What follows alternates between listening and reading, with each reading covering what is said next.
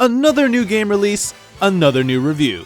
Let's take a look at Sakura Wars, the new dating sim game on the market where you get to be the new stud of an all-female theater group. And you guessed it, win everyone's heart over without any of them getting jealous like they did in Persona 5.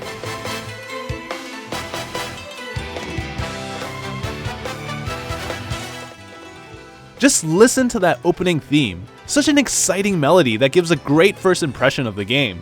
The closest thing I've played that related to Sakura Wars was Project Cross Zone for the DS, in which their characters made up a few of the playable cast, so I'm excited to finally play a game in the main series. Sakura Wars is actually the 6th flagship title in the series, but serves as a reboot. It's also only the 2nd game to be released in the West. The previous game that released was the 5th game in the series, Sakura Wars So Long, My Love, for the PS2 and Wii back in 2010, which is why I'm glad they decided to reboot the series with the 6th game. Despite being a reboot, there are a lot of references to characters from older games. One of the most obvious being the NPC Sumire, who appears in this game as a supporting character, but played active roles previously. It's also possible to find bromides, which are portraits or pictures of characters from the older games. These were a nice addition that adds some context to the world, showing the characters that made an impact in previous games, and giving an idea of what they were like. It got me even more interested about the details of what happened in past events, and about the history of these characters. That said, as someone coming into Sakura Wars for the first time, it wasn't a problem to follow the story since it isn't directly tied to the older games. It follows a character named Sejuro Kamiyama, who has been assigned to be the captain of the Imperial Combat Review. The Review is responsible for protecting Tokyo's citizens from demon attacks, but also serves as a theater group, putting on shows to help raise spirits and hope in citizens. The group performs at a well-known theater called the Grand Imperial Theater, which also acts as their headquarters. Currently, the Review is a mess, with the cast having terrible shows due to their lack of skills, having no money, and also being powerless to fight against demons because of the lack of functional mini-Gundams, called Mugens, used to fight against them. For the entirety of the game, Sejuro works on restoring the Imperial Combat Review to glory, and saving Tokyo from demons. It's a pretty shallow and cliché story without any interesting twists. The evil mastermind story was also pretty weak, offering nothing to the story except being the bad guy causing trouble and being the final obstacle to overcome. But it serves its purpose as a stage for the characters who are the real stars of the show. See what I did there? Sakura Wars focuses more heavily into the dating sim and visual novel aspects than anything else, something I wasn't expecting. I was also surprised by how much I was enjoying this part of the game. Normally, I'm more of an action kind of guy, but that goes to show how well the dialogue options and character interactions were done. A lot of interactions throughout the game will have many responses to choose from. Some will be more serious lines, while others will be more playful, such as asking characters out on a date, or being mean. The less serious responses are the ones with the most entertaining outcomes, but do, rightfully, get some of the people upset. Each time a character gets a response they like, Sejuro's relationship with them will improve, while the opposite will happen if they get angry.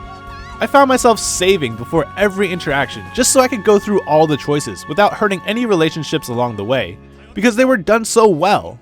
This is something I normally never do.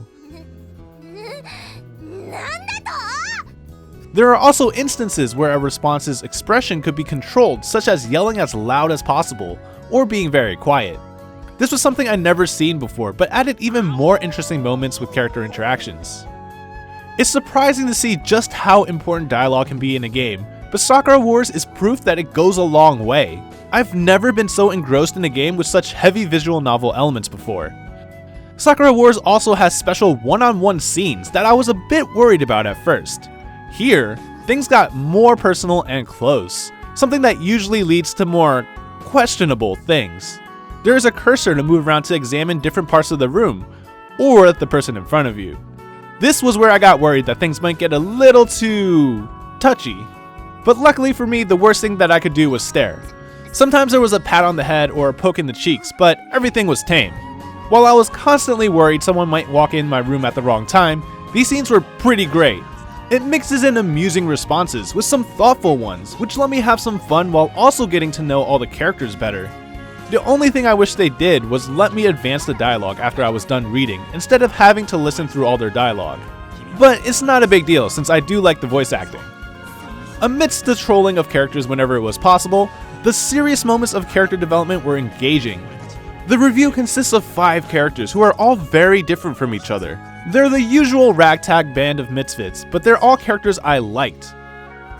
Sakura is the optimist, the never say die kind of person. Hatsuho is the tomboy ruffian, but has a kind heart. Claris is the introverted bookworm. Azami is the mysterious ninja. And Anastasia is kind of like a big sister. They worked well together and created some great moments throughout the game. They had hardships, doubts that created a nice character arc that was able to show their growth after overcoming their hurdles. One of the antagonists, Yasha, played a big role in intensifying the conflicts that made it more interesting. I even got a bit teary-eyed from some scenes, even if it was the usual, "you guys have skills and power, but we have the power of friendship on our side" spiel that's overused. Or maybe it's because I haven't blinked in 12 hours being glued to this game. But either way, this goes to show just how captivating Sakura Wars is. There is a little more to Sakura Wars than just the dating sim with visual novel-like aesthetics. The gameplay also has some action combat mixed in there. The combat itself wasn't bad, and there were a lot of mechanics that made it fun. I get to control some mini Gundams, Mugins, and beat up demons. Combat felt good with the variety of combos and Mugen units available. Each character had a different playstyle, but I stuck with Sejuro since he had better mobility with attacks that hit a lot of enemies. Swords are also my favorite weapons in video games. And you know what's better than a character with 1 sword? A character with 2 swords. He also works well because combat has kind of a Dynasty Warrior feel with the swarm of enemy units that can appear on the battlefield, making Sejuro be the ideal fighter. It always felt great to slice through a bunch of enemies at once. There were also some battle mechanics that made combat stand out by adding another layer of complexity, making it much more captivating.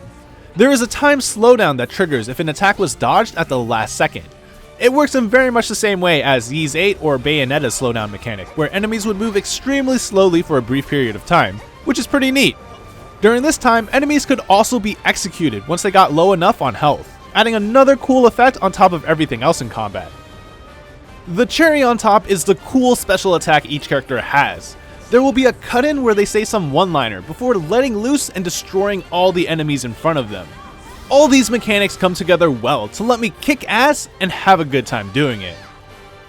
The only issue I had with combat itself was a minor control issue where it was kind of difficult to move characters in the precise way I wanted, but it didn't negatively affect my gameplay enough to really care about it. But all in all, combat is a blast, especially for someone who considers mechs to be very cool. It's unfortunate that it's such a small part of the overall gameplay. In fact, I wouldn't blame you if you forgot about it after playing through the game, because it was that short and the dungeons were not memorable. There was very minimal progression, no equipment, no upgrades, and no level ups. The only thing that resembled progression is unlocking the combat mechanics as the story progresses, but that was it. Every time you entered combat, you were basically no stronger than you were at the beginning of the game, except for one exception I won't mention because story spoilers. There were 8 main dungeons, one for each chapter that didn't feel much different from the other. They used 2 kinds of style assets that were reused for all 8 levels, which were a cave level and a factory level. They were fairly short too, with probably the last dungeon being the longest, clocking in at no more than an hour of playtime. Other than the main dungeons, there are 2 other maps. An arena that's used for a competition during the main story, and the outside of the theater that's used for defending the city. The theater is only seen when Sejuro gets a text during the dating sim part of the game about a demon raid, and can't be accessed any other time. While these 2 additional levels do offer a little more variety in the scenery, it doesn't add any additional satisfaction, as those battles don't last very long. There is a terminal that allows previous levels to be played again, and includes the bonus of using a different character, but that just stacks on top of the repetitiveness of the dungeons and wasn't a good fix for my thirst for more combat. It wasn't fun after a couple of replays, and I never went back there again. It doesn't help that the enemies are a breeze to take down, even the bosses, so it's really easy to be on autopilot and push through without even trying. I even took down bosses by accident and missed some combat dialogue, which sucked. Certain enemies do have some mechanics to them, like one enemy having a shield that blocks frontal attacks. But the game doesn't punish you for ignoring these things. You can skip all the enemies as long as the objective doesn't require all the enemies to be destroyed, or you can just keep wailing on them until they die. They don't attack that frequently and they don't hurt that much, so it's not scary at all. I even ended up beating the game without having to use team attacks because I totally forgot it existed. It makes the characters invincible while also increasing their attack damage, a pretty powerful ability. Man, I missed out on some fun. Besides combat, Sakura Wars has one last activity in terms of gameplay. It added a Japanese card game called Koi Koi. For those who may be unfamiliar with this Japanese card game, it uses a deck of cards known as Hanafuda, literally meaning flower cards. Each character starts with 8 cards in their hand and 8 cards on the board. Cards from the hand are matched with cards on the board depending on their suit and flower, then get added to a pile. The players take turns playing one card, then drawing one card to play from the deck to try and get matches. Cards played that are not matched get put on the board. Different combinations of cards from the match pile will be worth different points. There is some strategy involved, but it's more so dependent on luck, and the opponent always seems to be more lucky than me. They always got the good combinations without fail, while I was stuck with nothing. To make matters worse, it took forever to get through, so losing was a huge waste of time. Still, I'm not gonna let this detract me from what is otherwise a very enjoyable game. Sakura Wars has many strengths, with the only real issue being that there wasn't enough combat gameplay. Combat was a lot of fun, so it would have been cool to see and experience more of it in a non-repetitive fashion. It definitely would have been nice to have a bit more content, like some kind of progression, whether it be new weapons or new skills to traverse the levels. On the bright side, characters and their interactions with each other were amazing. It created a compelling hook that kept my attention throughout the entire game. Sakura Wars isn't one of Sega's more known IPs in the West, but hopefully this has put it on the map for more people. It deserves more love, and it would be nice to see more Sakura Wars games coming out from Sega in the future, so I can dive further into its characters and the world building.